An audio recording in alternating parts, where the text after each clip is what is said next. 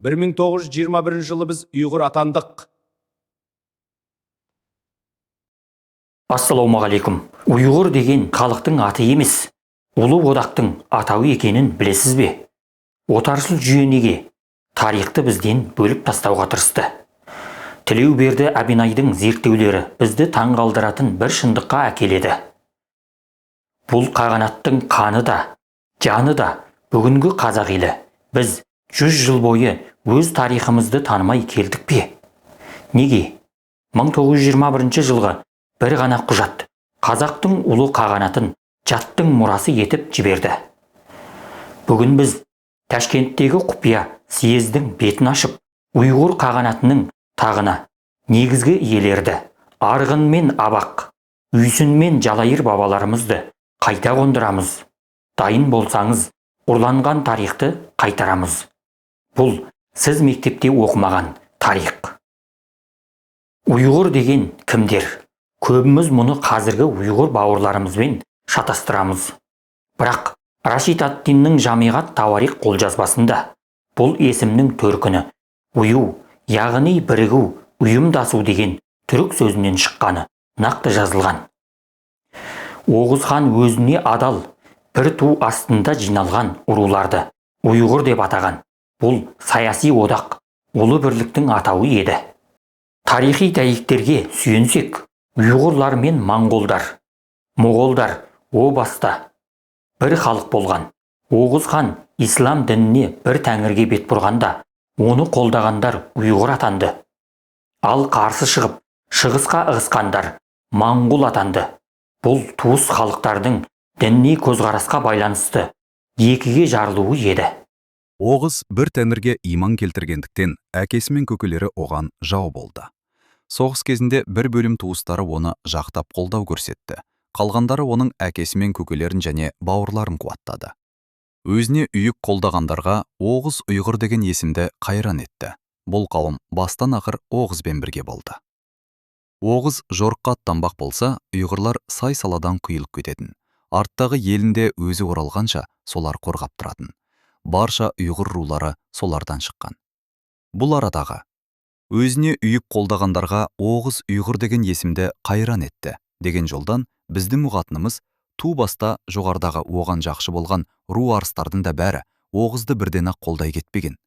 Ұйғырдан басқа қанлы қатарлы рулар кейінірек қосылған, немесе өнімен соңыра ғана одақтасқан. Мұндағы қаламие көрсеткен үйу түбір сөзі де бізге көп сыр аңғартады. Әсіресе оның діни уағызды қабыл алу деген мағынасына назар салмай мүмкін емес. Қазақ күні бүгін азанға ию, намазға ию, имамға ию және сөзге ию немесе үйіп тыңдау деп жиі қолданады. Осы тұрғыдан қарағанда ұйғыр атанған рулар әсілі Оғыз уағыздаған бір Аллаға иман келтірушілер болуға тиіс. Осы иман келтірушілердің көмегі арқасында Оғыздың қанифтық уағызы мен хандық ықпалы біртіндеп кеңейген.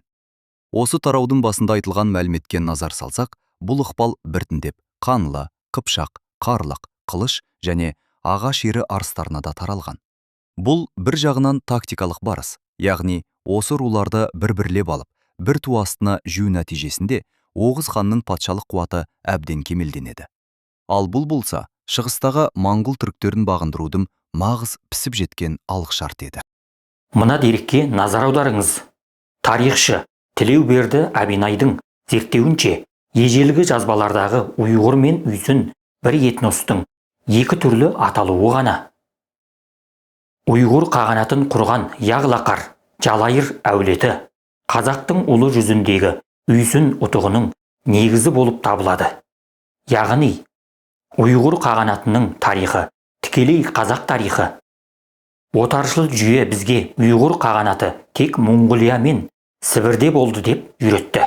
Бірақ атақты саяхатшы Вильгельм Рубрук пен Рашид ад-Диннің жазбалары басқаша айтады. Ұйғырстанның негізгі орталығы Талас, Сайрам мен Бұқара аралығындағы шұрайлы өлке болған. Бұл ұлы жібек жолының күре тамыры.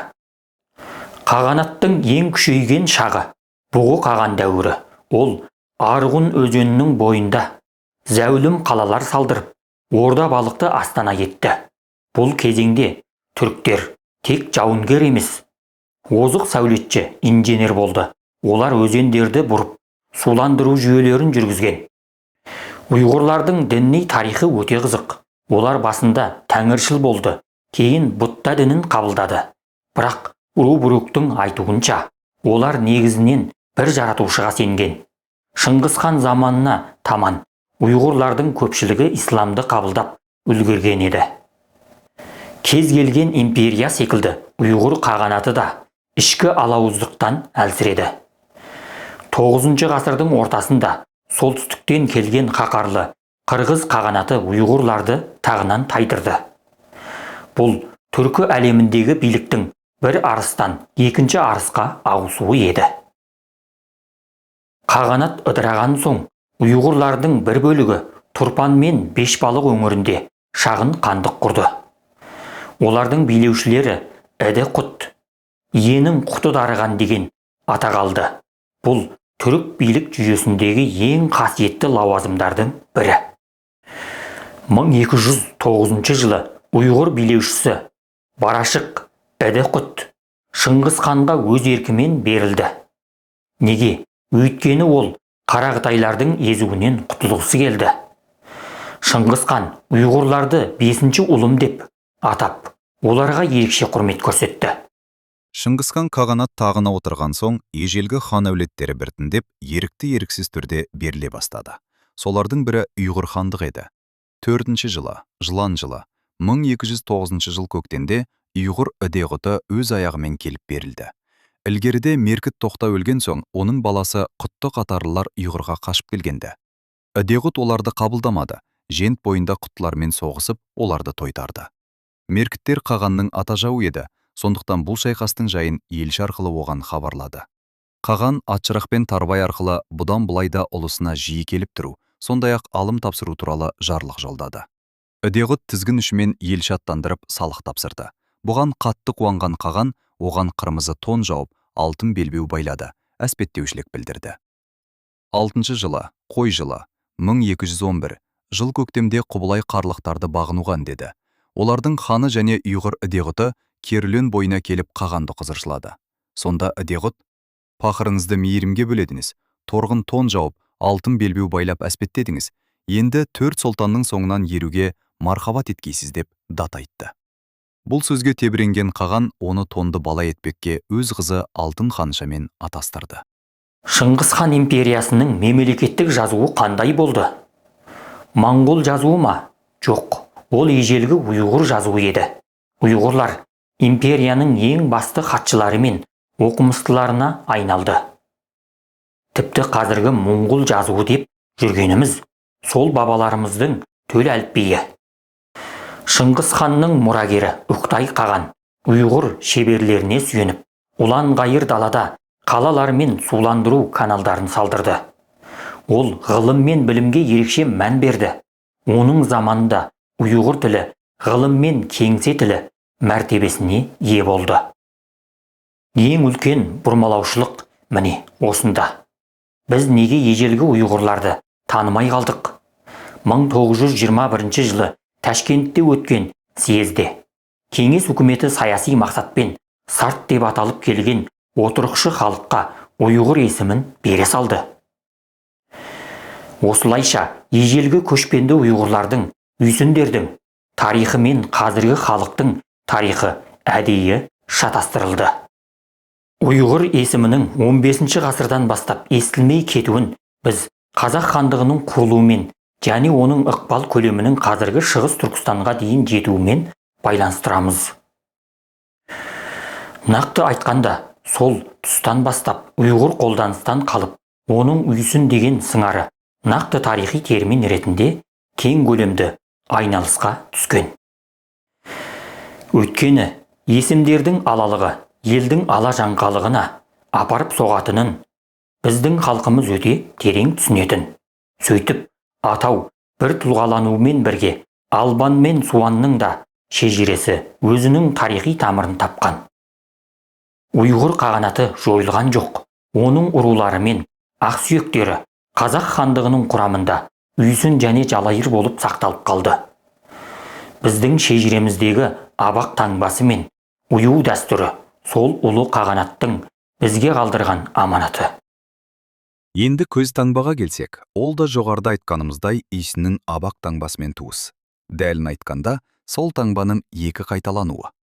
Түрік халықтарының тарихында таңбаның ұқсас не ортақ болуы, соған елік еткен рулардың туыстығының төркіндестігінің дәлелі. Айталық: Дулат, Жаныс, Шымыр, Сиқым, Ботпай, Албан, Суандар шежірелік жақтан туыс. Соған қоса олардың таңбалары да абақ белгісіне қосымша элементтер қосу арқылы қалыптасқан. Арғынның таңбасы болса, аталмыш белгіні екі қайталап тұр. Осыларға қоса айтарымыз, тарихтағы 10 арғын, 9 арғын атаулары 10 ұйғыр, 9 ұйғыр тіркестерінің басқа тұлғада қайталануы секілді. Оған қазақ шежіресіндегі Исінің кейде 10, кейде 9 арыс болып келетін ұштастырып, ой талқысына салымыз. Осыма ортақтықтар мен ұқсастықтар жайдан-жай пайда бола салмайды. Олар сөзсіз түрде этногенездік ортақтық пен этникалық төркіндестіктен келіп шыққан.